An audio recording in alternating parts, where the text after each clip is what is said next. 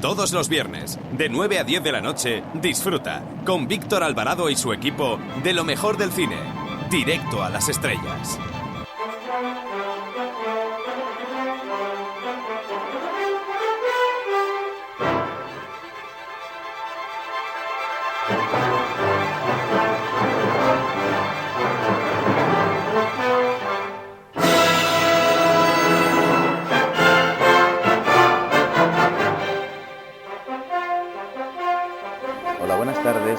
Soy Manuel Arias, desde el Festival de Málaga. Quiero mandar un fuerte saludo y desear mucha suerte a Directo a las Estrellas. Allí estaremos.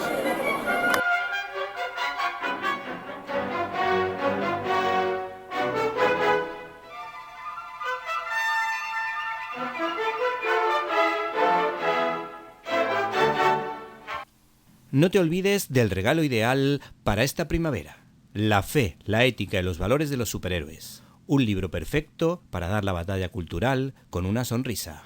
Akira Kurosawa, Kurosawa Akira. That is the question.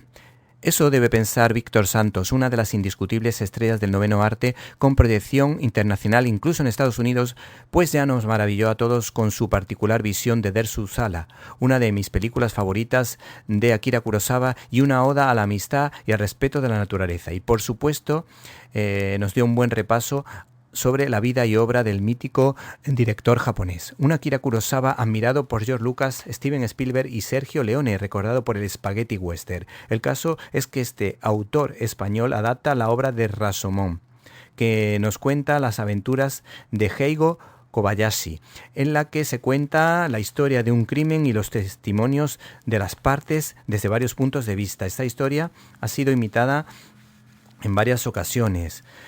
Por ejemplo, recordamos la versión española de esta historia que fue titulada Los girasoles ciegos. Esta obra de Víctor Santos te atrapa de principio a fin, tanto por sus agudos diálogos como por el dominio del juego de luces y sombras de su autor al más puro estilo Frank Miller, pero con su sello personal.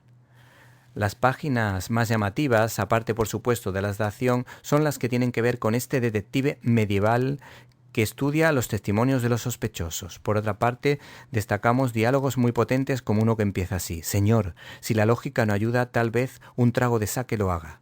Gracias, alguacil, pero no tengo cuerpos para tragos. Lamentaría perder un buen vino. Todos los sospechosos se declaran culpables de crímenes terribles. Puedo comprender sus motivaciones, pero hay algo que les lleva a la autodestrucción. Y por supuesto no pueden perderse esta introducción que recuerda a los más grandes de la novela negra. Mientras subía las escaleras de camino a su parte más elevada, el sirviente se convenció que de haber alguien allí llevaría mucho tiempo muerto. Sin embargo, percibió el reflejo de lo que parecía un fuego. Seguramente se trataba de un fuego fatuo.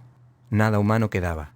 El sirviente no sabía por qué la vieja estaba arrancando los cabellos de aquel cadáver. Incluso para el sirviente, arrancar el cabello de los muertos era un pecado imperdonable, y eso que apenas había asumido su renuncia a toda conducta moral y su conversión a la vida criminal.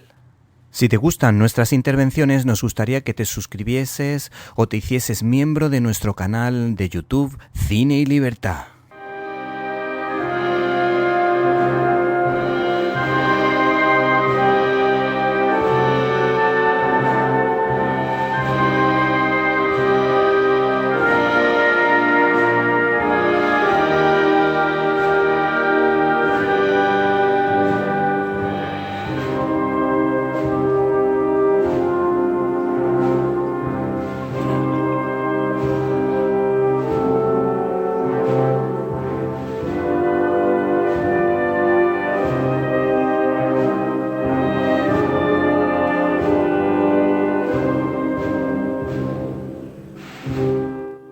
Bienvenidos a una nueva edición de Directo a las Estrellas, tu programa de cine. Y en una semana marcada por las elecciones andaluzas, donde habrá que hacer ciertos pactos para poder gobernar, nosotros dejamos a un lado la política para hablarles de los estrenos de esta semana, empezando lógicamente con el megaestreno de Star Wars, El Mandaloriano y Grogu.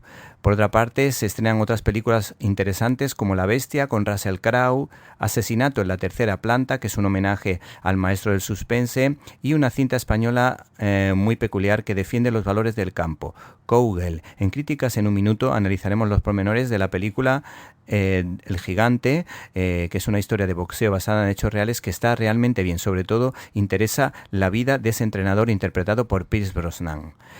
Por supuesto, no nos podemos perder nuestras secciones habituales, como la firma de Antonio Rubio Plo, analista internacional, los comentarios siempre interesantes de Irene de Alba en Classic Manía y, por supuestísimo, la colaboración de nuestro compañero Antonio Peláez con Z, que seguro que nos tiene preparada alguna que otra sorpresa.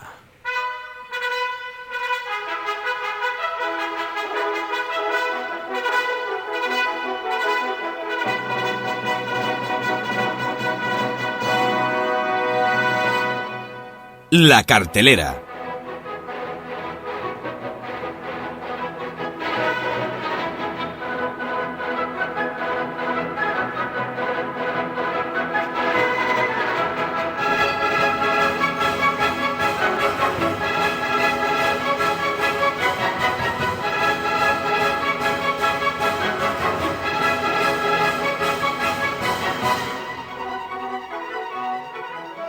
Señoras y señores, ladies and gentlemen, preparen el bol de palomitas porque llega el peliculón del mes de mayo. Nos estamos refiriendo sin duda a Star Wars, el Mandaloriano y Grogu, ese Baby Yoda que hizo las delicias de los más pequeños durante la pandemia. El caso es que Jon Favreau, un gran director de películas de Disney, pues vuelve a la carga y ya nos hizo disfrutar a todos con la serie, pues imagínense con este peliculón con todos los medios posibles. También lo recordamos por películas amables como El Chef y por las particulares visiones que dio sobre dos grandes historias de Disney, El Libro de la Selva, por un lado, y la otra que también estaba muy bien fue El Rey León. El caso es que a mí particularmente El Libro de la Selva, en la versión de Jon Favreau, me encantó. Para quien no sepa quién es Jon Favreau, pues le podemos decir que es el amigo del Spider-Man que aparece en las nuevas entregas de Tom Holland y también, por supuesto, es el ayudante de Iron Man en el cine. O sea que es un actor y director estadounidense. ¿Qué más te podemos contar? Pues se trata de un hombre que al principio había trabajado de todo. Llegó a ser hasta bombero.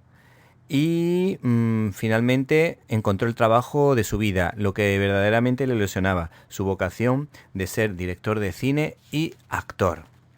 ¿Qué más te podemos contar de esta película? Pues esta película está cargada de curiosidades. Por ejemplo, te podemos decir que hay un pequeño personaje, un cameo en el que aparece nada más y nada menos que Martin Scorsese, con una apariencia totalmente distinta, pero que se percibe que es él. Ese es uno de los cameos más interesantes. Y luego les podemos decir que todos los que forman parte de este gran equipo para hacer esta historia del Mandaloriano, pues hay que decir que estaban enamorados de Star Wars. Por ejemplo, Pedro Pascal, el hombre que hace de Mandaloriano, pues era un fan absoluto de La Guerra de la Galaxia e incluso llegó a tener pesadillas con el compactador de basura, esa máquina que aplastaba en esa época pues a los personajes más icónicos del Star Wars de George Lucas, de esas primeras entregas que nos apasionaron a todos. Además te podemos contar de esta historia, pues que les podemos decir que Pedro Pascal se convirtió en una auténtica estrella. Ya lo había hecho con Narcos y con alguna aparición en Juego de Tronos, pero incluso con el casco puesto se convirtió en uno de los actores más cotizados de Hollywood. ¿Y cuáles son las claves para ver esta historia? Pues podemos decir también que Jon Favreau, pues de pequeño jugaba con todos los muñequitos y estaba enamorado de la banda sonora, que la llegó a poner una y mil veces y no se cansaba nunca de escucharla. Y además otra curiosidad de Favreau, y es que llegó a trabajar en Wall Street. El caso es que lo más jugoso de todo lo que le estamos contando es esta aventura, este Star Wars que sí vuelve a los inicios de ese Star Wars que nos enamoró a todos, de esa trilogía inicial creada por George Lucas. Y la reflexión de Pedro Pascal quizá es la más interesante, y la principal razón para ver esta película. Así nos vendió la moto en declaraciones a Fotogramas. El Mandaloriano y Grogu tienen una gran humanidad a través de ese vínculo que encuentran el uno con el otro. Esa relación casi instintiva de padre e hijo le enseña a saber lo que significa el bien. En mi vida personal ya lucho para proteger a los más vulnerables. Din Djarin representa a lo que llevo en mi corazón. Estás escuchando Directo a las Estrellas. Víctor Alvarado.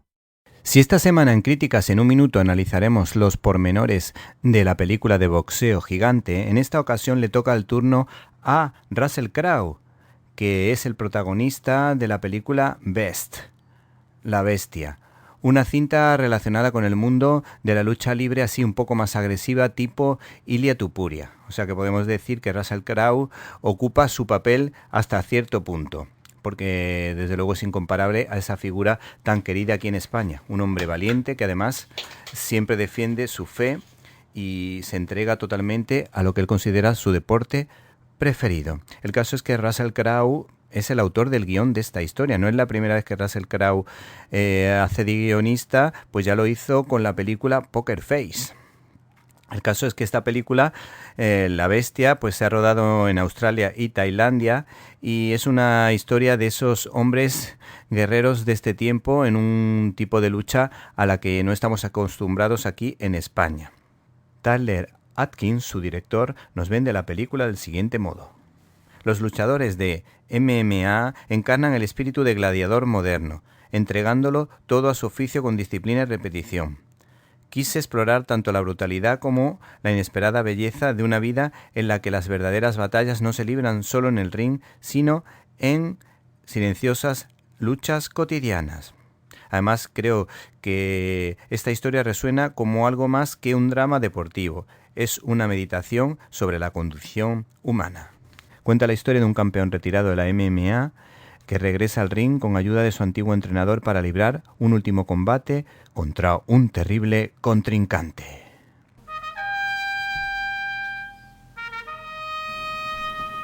Abrimos nuestro canal habitual de comunicación invitándoles a que entren en Facebook con el nombre Víctor Alvarado, Directo a las Estrellas. Esperamos su comentario.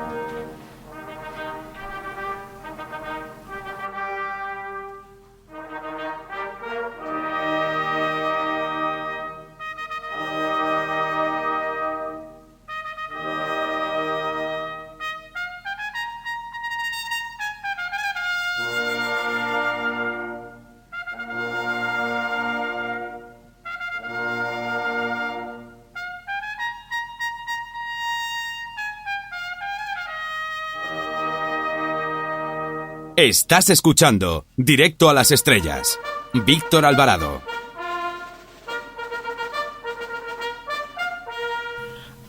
@CineLibertad es nuestra cuenta de Twitter. Para escuchar tus agudos comentarios te esperamos en @CineLibertad.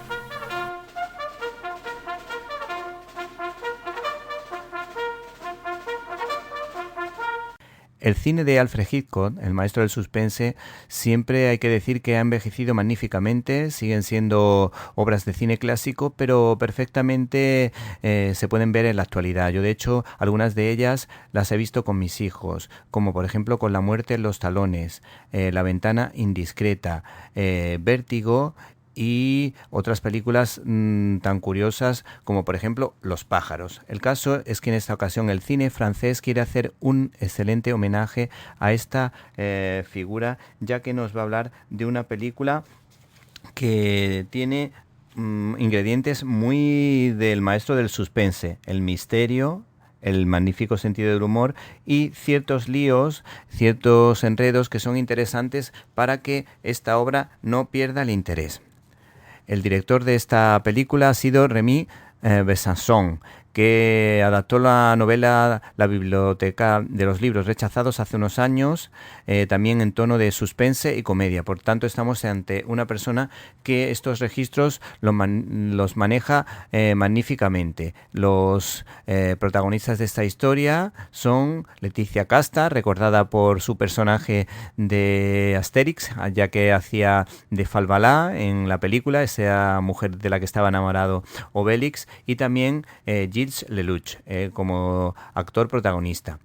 Cuenta la historia de François, que escribe trepidantes historias de crímenes, pero su vida es aburrida. Su mujer Colette es una experta en Alfred Hitchcock y se obsesiona con investigar un asesinato. Se trata de una historia que también tiene un aroma muy especial y que huele a la ventana indiscreta.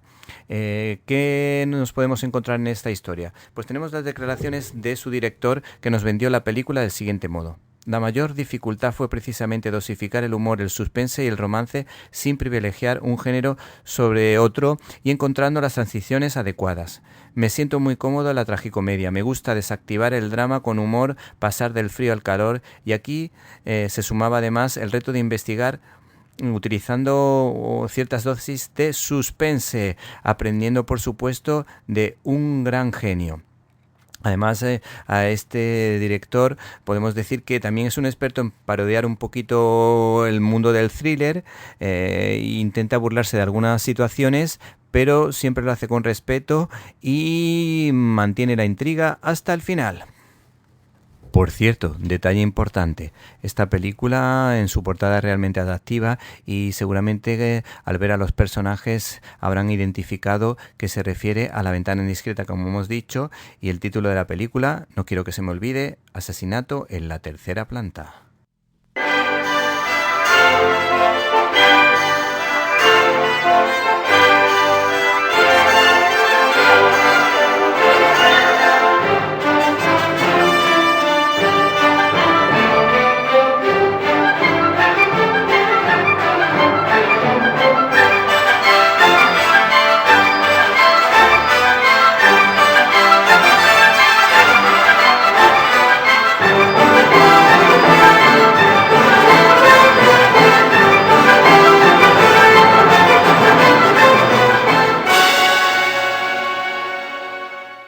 La nota simpática de esta semana la pone el cine español con una película amable, de esas que te saca una sonrisa.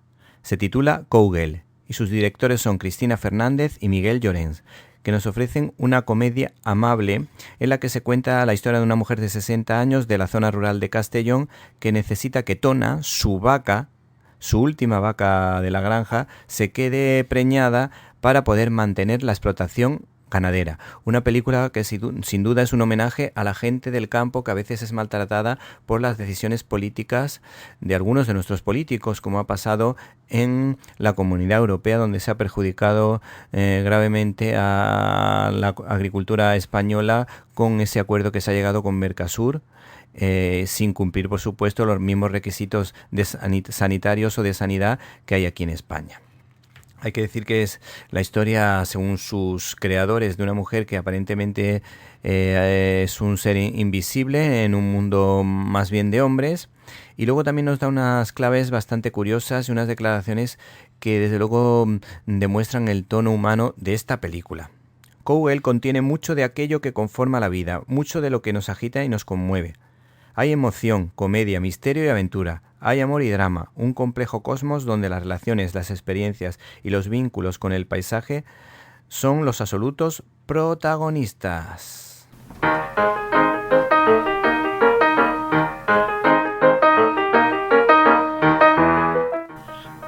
@CineLibertad es nuestra cuenta de Twitter. Para escuchar tus agudos comentarios te esperamos en @CineLibertad.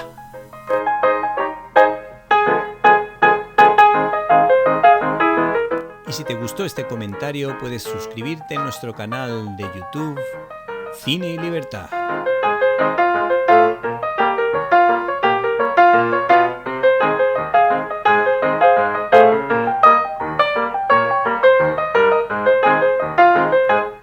Críticas en un minuto.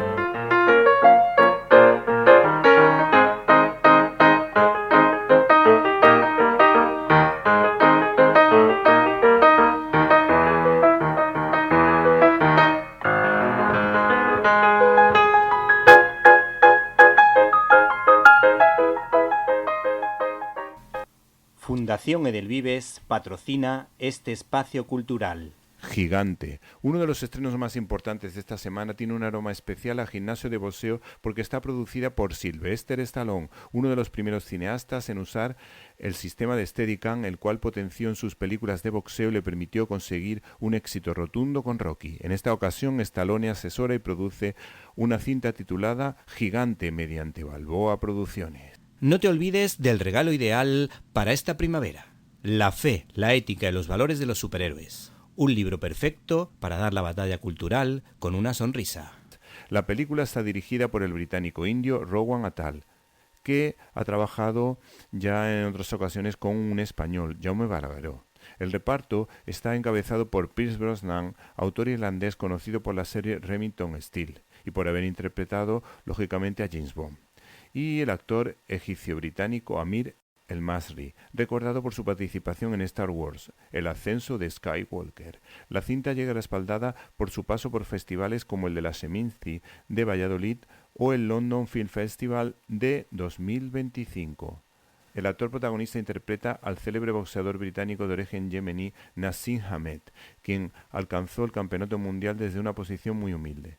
Para el papel, el actor se sometió a un riguroso entrenamiento de 4 semanas con jornadas de 12 horas en el gimnasio, una dieta alta en calorías y clases de dicción para perfeccionar el acento de Sheffield del protagonista, el auténtico príncipe Nassim. Aunque pueda parecer que la historia gira en torno al boxeador, la idea del director es destacar la labor del entrenador, Brendan Ingle, entrenador de campeones que andaba entre la Iglesia Católica como buen irlandés y su amistad con un reverendo anglicano, pues regentaba el gimnasio de boxeo Santo Tomás, que tenía el objetivo de sacar adelante a chavales de la calle para evitar que cayeran en la delincuencia y la droga mientras iba descubriendo el talento pugilístico de los que pudieran ser campeones del mundo por los dones recibidos de Dios, pues esta historia está basada en hechos reales. El director sabe combinar momentos dramáticos con algunos más simpáticos para hacer el biopic menos plano y más entretenido en la mayoría del metraje. Una de las fortalezas de este argumento es que se apoya en la frase hecha que dice que detrás de un gran hombre hay una gran mujer, pues su esposa, cada vez que un chaval alcanza la gloria del ring y se olvida de quien le enseñó el arte del boxeo y lo acogió como padre, ella responde con amor y sabiduría y con gran agudeza, como en ese momento en el que el campeón humilla a su rival para intimidarlo, y el juez advierte que lo expulsará del campeonato, y ella le dice a su marido que no puede afilar el cuchillo y pretender no recibir algún que otro corte en referencia a fomentar el lado más agresivo de este deporte para ser temido por sus rivales. Otro momento de gran belleza lo encontramos cuando el entrenador Brendan está decepcionado por el desprecio de su pupilo y ella le dice que por lo que ella está realmente orgullosa no es porque haya creado un campeón o varios campeones, sino por la cantidad de niños que ha sacado de la calle, cuidándolos como un padre, sacando lo mejor de ellos y haciendo referencia fundamentalmente al valor de la acogida de San José de modo implícito. Por otra parte, otro detalle de esta historia, donde el perdón tiene cabida, es que este entrenador siempre respeta las creencias de sus pupilos, pues para este chaval musulmán que iba a ser campeón del mundo, lo único que estaba por encima de su soberbia era Alá. Si te gustan nuestras intervenciones, nos gustaría que te suscribieses o te hicieses miembro de nuestro canal de YouTube Cine y Libertad.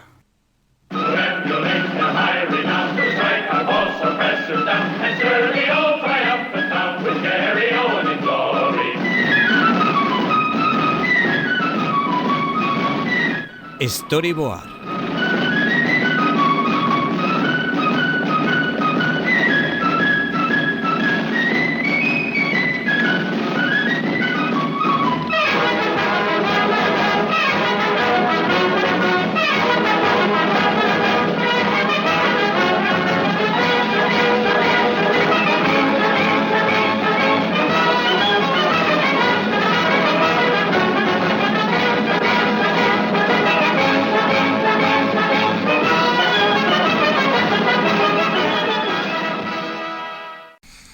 Hola, me llamo Íñigo Montoya. Tú mataste a mi padre. Prepárate a morir. Estás escuchando el Directo a las Estrellas con Víctor Alvarado. No te lo pierdas. Fundación Edelvives patrocina este espacio cultural. No te olvides del regalo ideal para esta primavera: La fe, la ética y los valores de los superhéroes. Un libro perfecto para dar la batalla cultural con una sonrisa.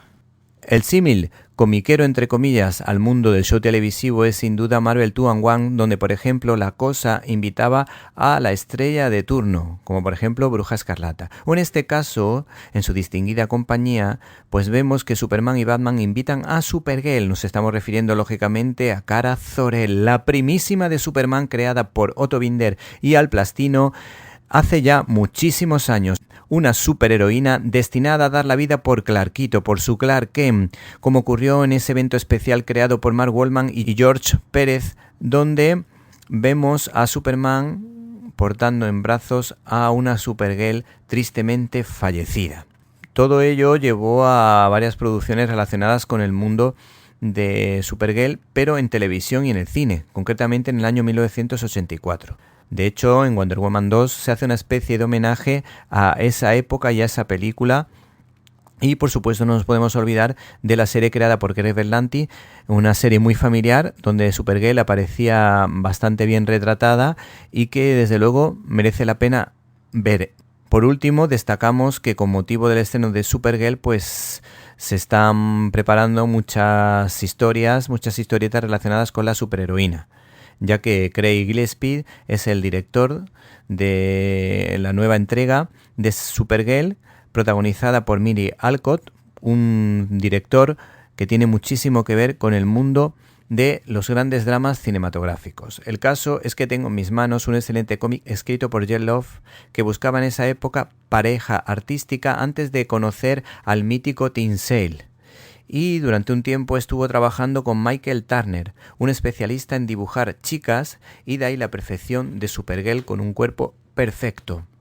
¿Qué más te podemos contar? Pues te podemos contar que el primer capítulo es bastante interesante porque nos habla de la inocencia y nos ofrece alguna situación comprometida, picante, pero sin mostrar nada, donde nuestros héroes tendrán que enfrentarse a nada más y nada menos que Darkseid, creado por el mítico Jack Kirby, un rival a la altura de los héroes, y hasta cierto punto podemos decir que este autor también ha querido reflejar lo mejor de la villanía de Darkseid.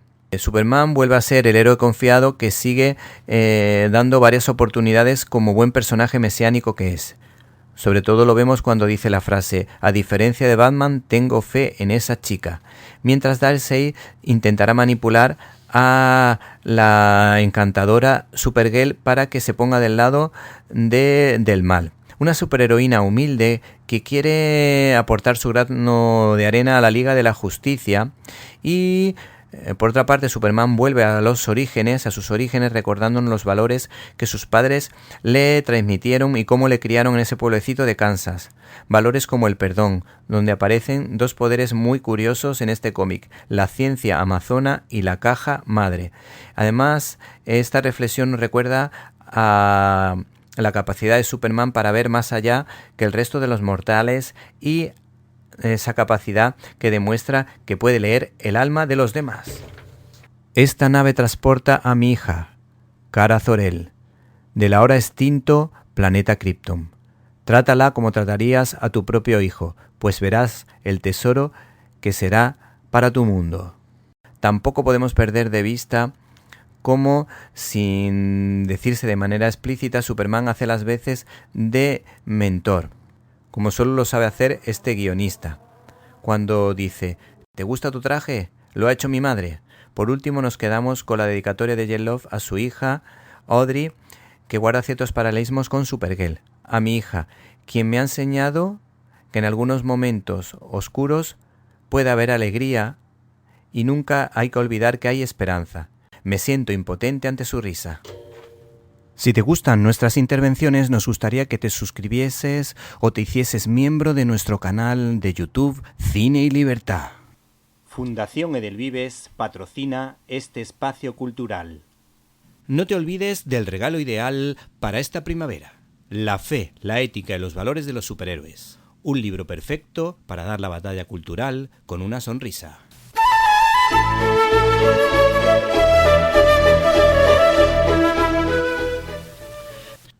Esta semana hemos preparado un especial sobre la figura de San Agustín con motivo de la visita del Papa León XIV. Para ello contamos en nuestros micrófonos con la presencia de Antonio Rubio Plo, y la película que va a ilustrar la vida de San Agustín es sin duda esa miniserie de Luz Vides, protagonizada entre otros por Franco Nero, que estaba bastante bien, en la que veíamos la conversión de San Agustín, los problemas que tuvo para lograrla, y es una miniserie de 3 horas que se ve con bastante gusto, y para ser una miniserie televisiva el resultado no está nada mal. Damos la buena tarde a nuestro compañero y amigo Antonio Rubio Plo. Hola, Víctor. ¿Qué tal? Bueno, como analista internacional que eres, León XIV, un pontífice agustiniano, en su discurso al cuerpo diplomático de enero de 2026 se refirió a la ciudad de Dios, la gran obra del santo obispo de Hipona. Creo que la relacionó con la geopolítica a nivel mundial, a nivel actual, ¿no es verdad? Efectivamente, así fue. Por eso ese discurso, que es muy recomendable y que pronunció el pasado 10 de enero ante el cuerpo diplomático, pues es un discurso a tener en cuenta y que vamos a ir viendo muchas otras veces cuando haga exhortaciones o discursos o en las homilías sobre el tema de la paz. Ahí seguro que saldrá siempre San Agustín. Es un pontífice muy agustiniano. Y la ciudad de Dios es una obra fundamental, no solo las confesiones, que es la parte autobiográfica de Agustín.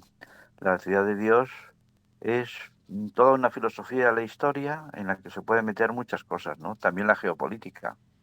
La ciudad de Dios se escribió después del saqueo de Roma por los visigodos en el 410 después de Cristo. ¿Por qué algunos reprocharon al Dios cristiano que no protegiera un imperio cuya religión oficial era la cristiana? Efectivamente, eso es una cosa que llama la atención y que es una enseñanza para todas las épocas.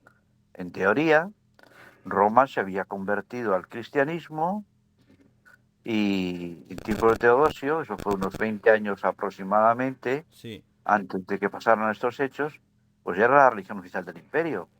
Entonces no se entendía cómo de repente una banda de bárbaros, los visigodos, con Alarico llegan a Roma, la saquean y bueno, no se entiende esto, ¿no? No es Roma cristiana, no la ha protegido Dios, pero evidentemente esto es una lógica puramente humana. Dios sabe más las cosas, ¿no?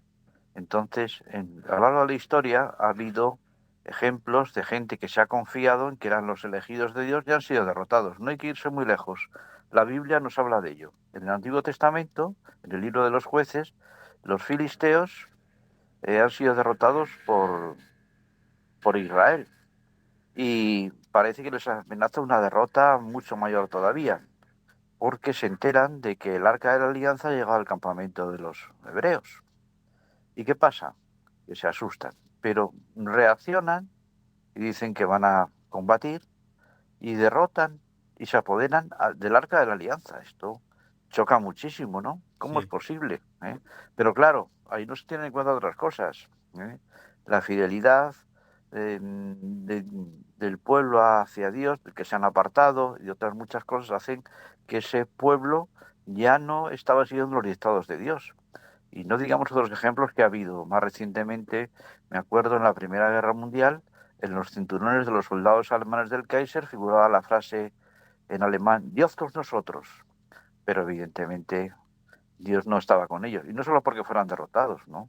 Las crueldades de la guerra no autorizaban el uso del nombre de Dios, ¿no? Sí. Por eso, perdona que te interrumpa, en un sentido contrario, también se podía valorar así ese milagro de la Primera Guerra Mundial, el que el día de Navidad, de manera natural, los soldados de un bando y de otro se reunieron para celebrar esa fiesta, como diciendo, ¿qué hacemos aquí entre hermanos, belgas, franceses, alemanes, que estamos todos en frontera, peleándonos cuando ha nacido el niño Jesús?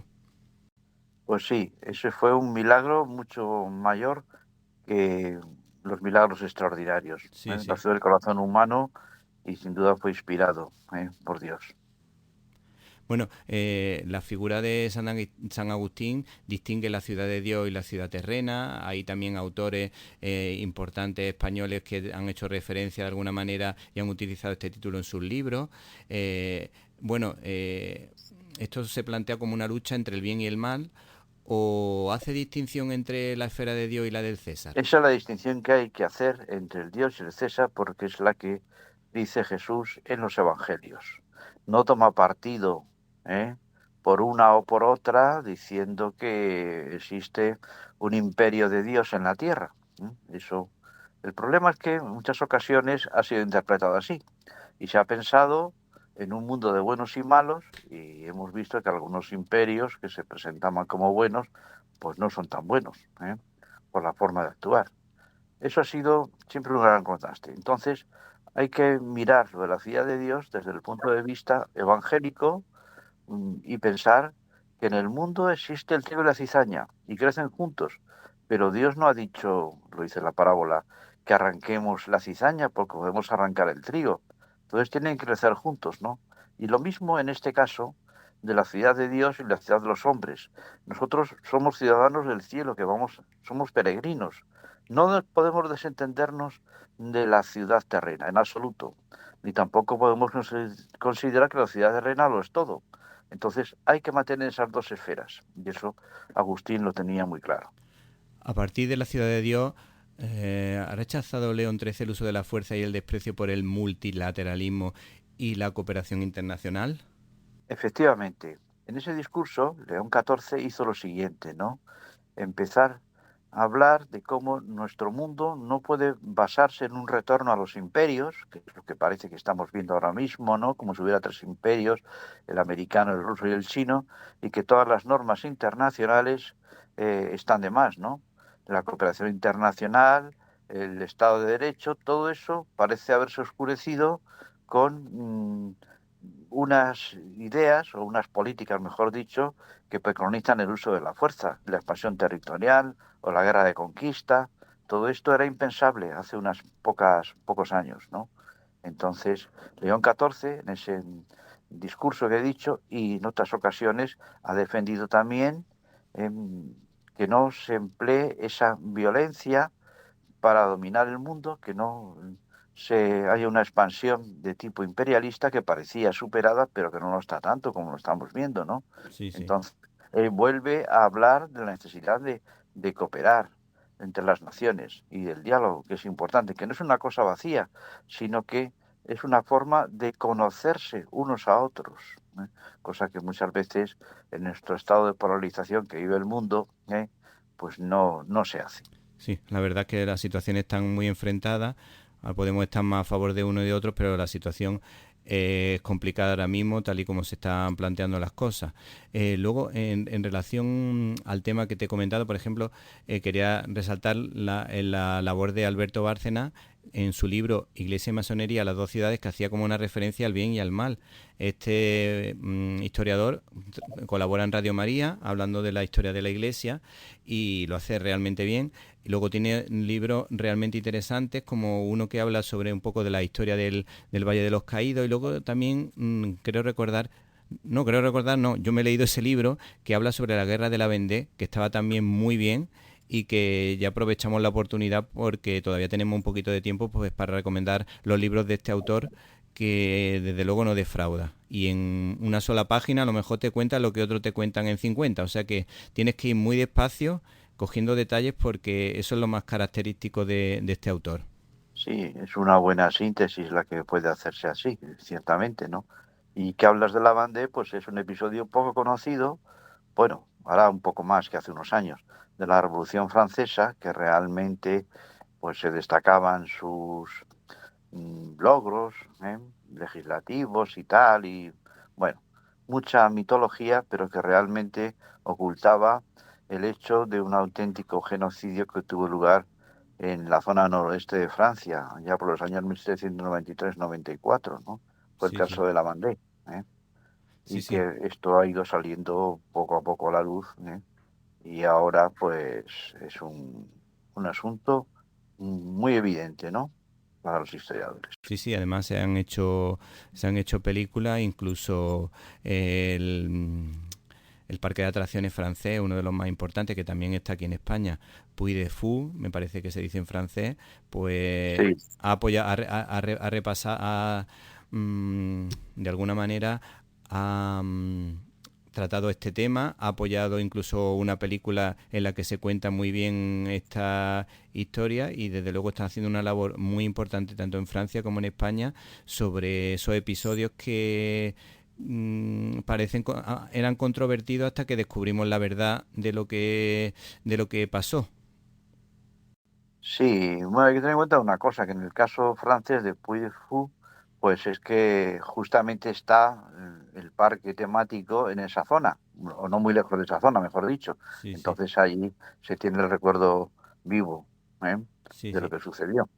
Bueno, pues con estos apuntes históricos, que sabemos que eres una enciclopedia andante, pues nos quedamos y hacemos esta recomendación sobre ese artículo tuyo que se puede leer completo de manera íntegra en Hace Prensa. Sí, efectivamente. Lo recomiendo porque es un artículo muy denso, pero que puede ser interesante para ver la postura del Papa León XIV, que se da continuamente en los asuntos internacionales, y de cómo él sale al paso de esa confrontación en la que algunos pretenden llevar a nuestro mundo.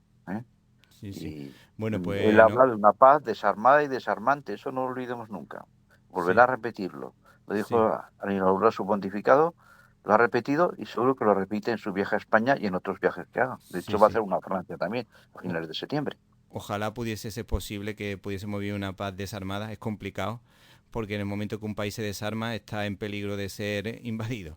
Así que... No me refiero a un desarme de armamento, me refiero a un desarme de la persona. Te entendió.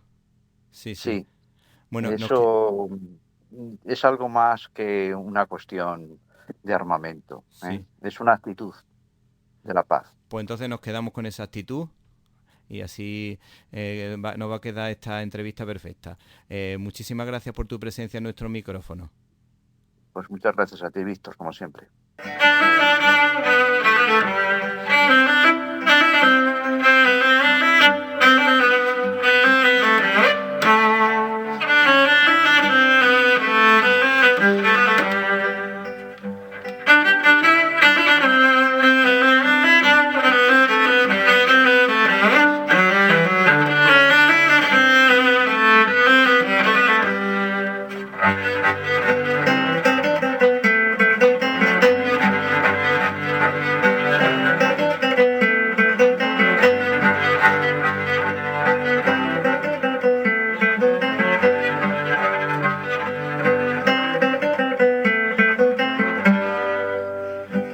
Classic Manía.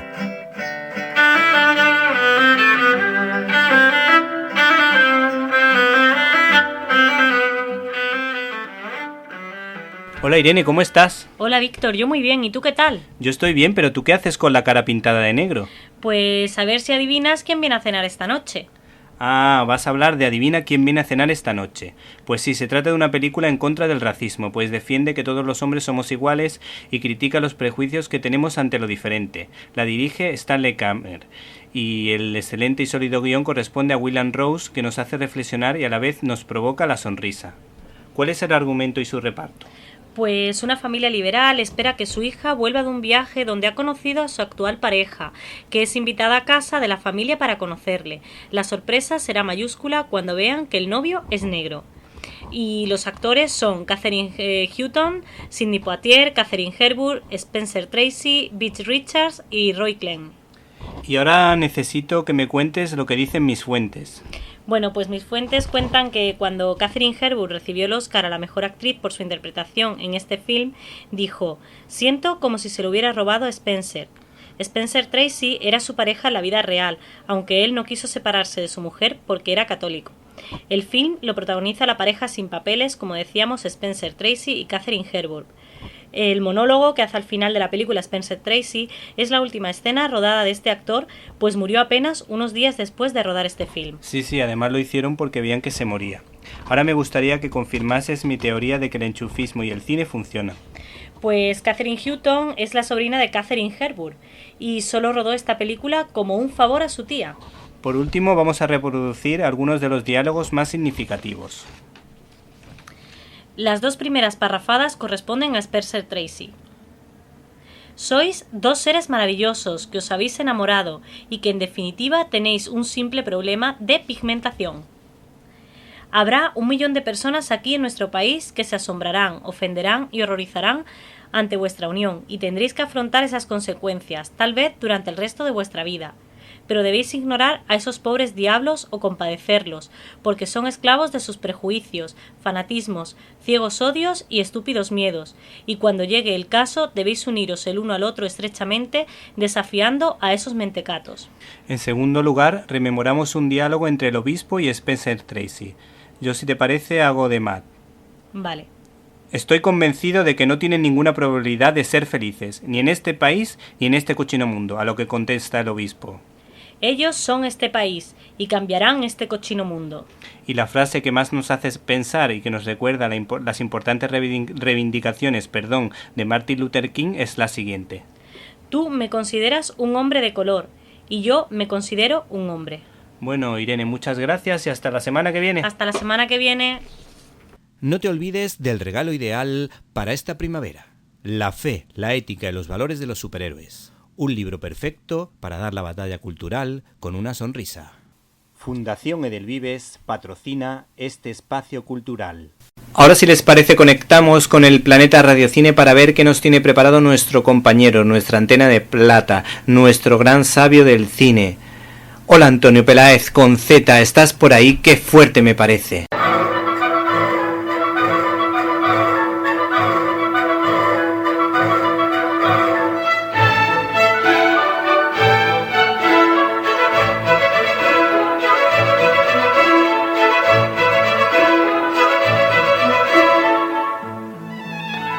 ¡Qué fuerte!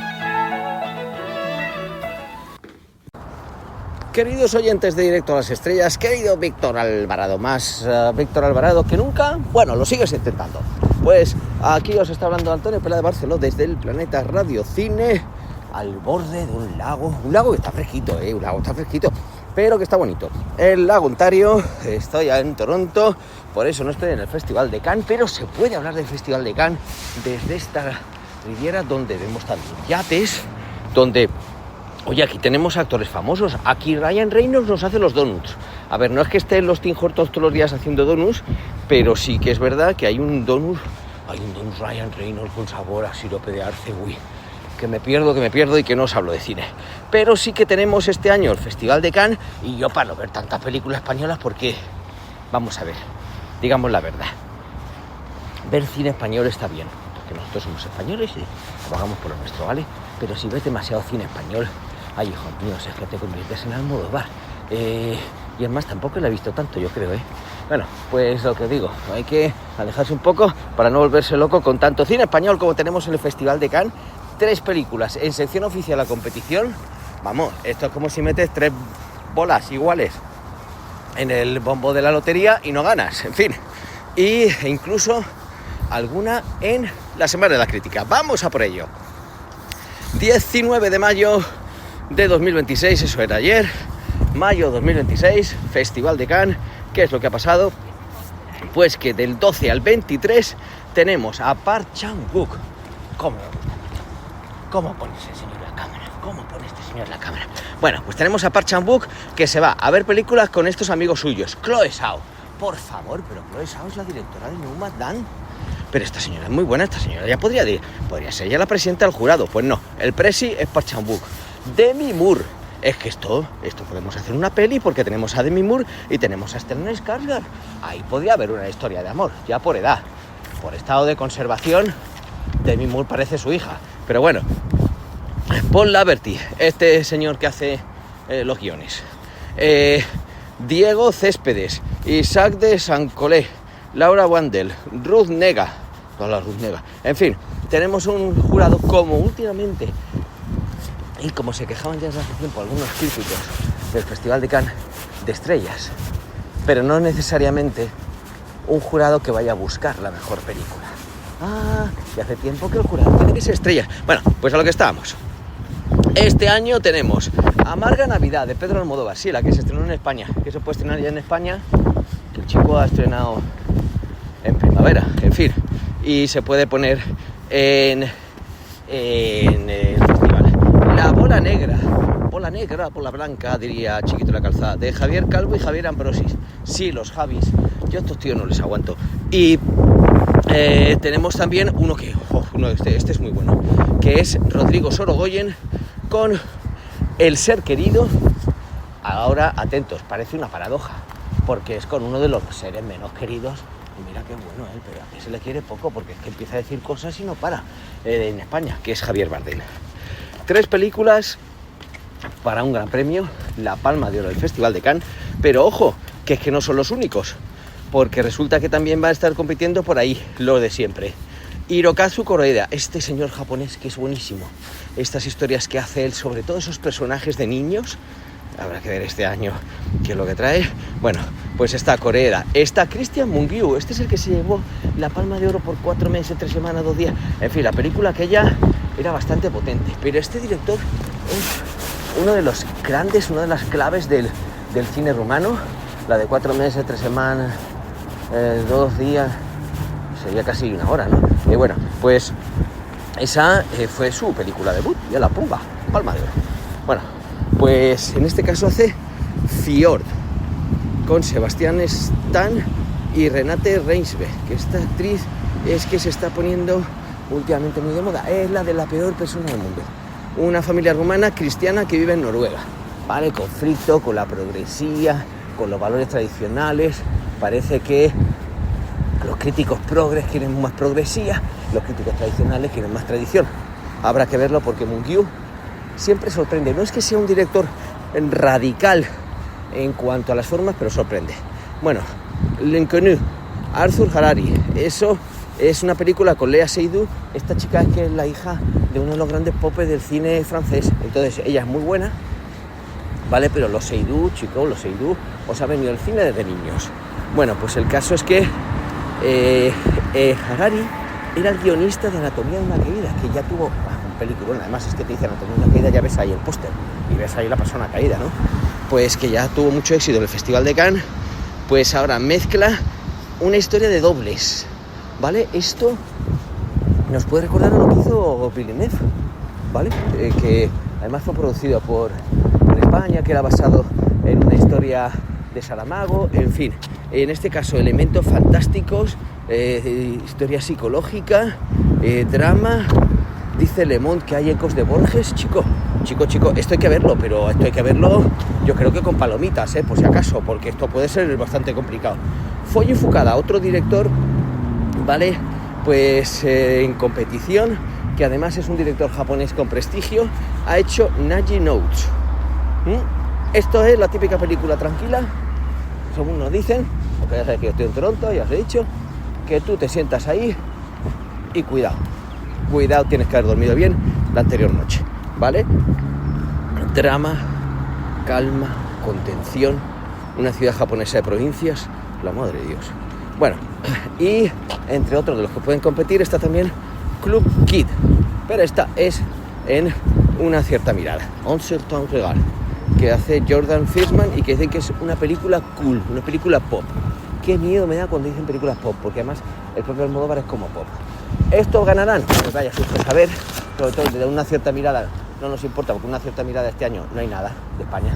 Pero lo que sí sabemos ya es que la acogida de Almodóvar, pues chicos, le están diciendo a Almodóvar, chicos, era más divertido antes.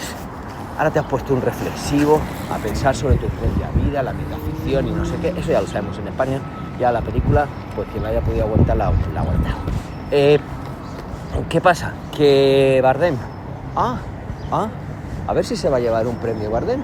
No sabemos si la película puede ser querido, porque puede ser quizás demasiado, pues luego, oye, porque ya sabéis que estas cosas luego también terminan siendo un poquito las componentes de los jurados, ¿vale?